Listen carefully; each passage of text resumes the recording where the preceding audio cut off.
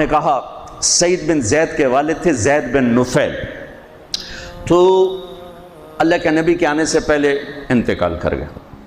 وہ بیت اللہ سے ٹیک لگا کے بیٹھا، کہتے ارے قریش، اللہ کی قسم یہ پتھر کے بت ہیں، نہ نفع دیتے نہ نقصان، یہ اس کائنات کے مالک نہیں ہو سکتے۔ اس کائنات کا کوئی مالک ہے، پتہ نہیں کون ہے، پر کوئی ہے، مجھے پتہ ہوتا میں اس کی پوجا کرتا۔